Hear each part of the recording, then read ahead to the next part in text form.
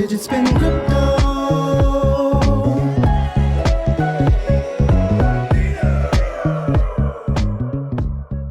Mechanics for exchanges, configuration mechanics for exchanges.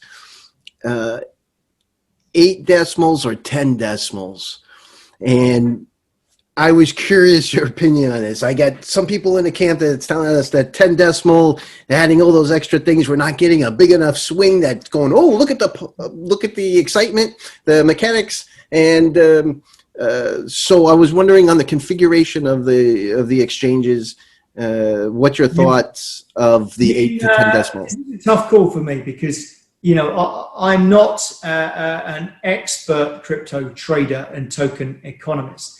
I will say that you might go and look at our website panel and decide who this conversation was with. But I have had a conversation with someone that I would think is an expert crypto trader, and they didn't seem to think that that mattered too much either way.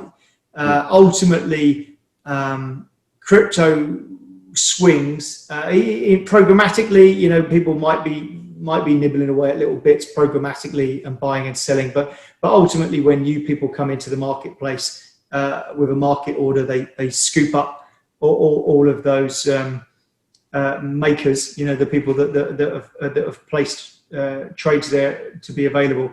I'm not sure that it makes much difference how many decimal places there are. Like I say, I'm not an expert at token economics, so I won't give you a definitive answer either way, but it is a conversation that I have been dialed into with Chris Norris, who's a guy who works for us, and somebody else that I don't want to mention because I'm not sure that I should be mentioning without talking to them first, but you'll probably get the idea of who it might be. But go and have a look. But honestly, I don't know that it makes much difference. I think, you know, this is again, it's a conversation that's probably about the value of ETN on the open market. And whilst certainly as a project we don't make any we don't have any control of that, and we don't purport to have any control of it, and we don't desire to have direct control of it, any of those things. But as a project, what we do have control of is striving to move the project forwards in the real world.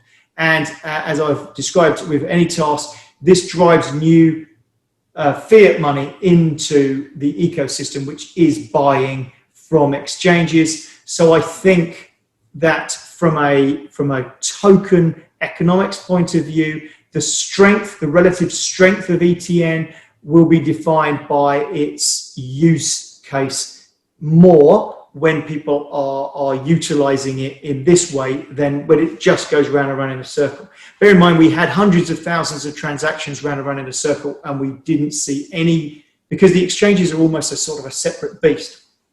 So it just running around in a circle over here, which is real world use, real people actually using it to buy and to sell, but it wasn't actually having any exchange effect. This fiat path probably will, in terms of the strength of the project and the depth of the market and things. But I get into this real difficulty of allowed to talk about any of those things. No, I understand, and I was just looking at the configuration mechanics behind. Yeah, well, if there are people out there that watch this that know definitively, and for a reason, whether we should be talking to an exchange and saying, look, you've got to set at 8 decimal places, and you've got to set at 10, and 10 is better for this reason, or 8 is better at this reason.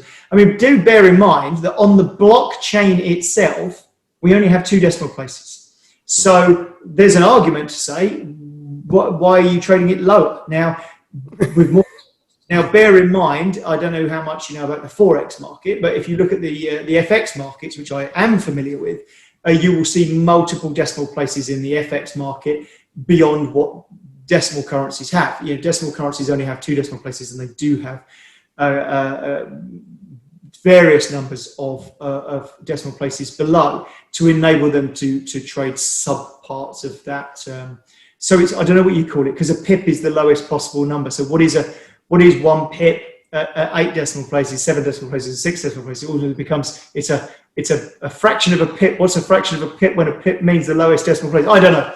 So you get the idea. It's not something that I'm an expert at, but if somebody else out there knows it and can reach out, do feel free to do so, because if it's something that we need to adjust, I'm more than happy to reach out to the exchange. We've got a great relationship with all these people. I'm sure they would adjust it if there's a good reason to do so. Sure, and that makes sense.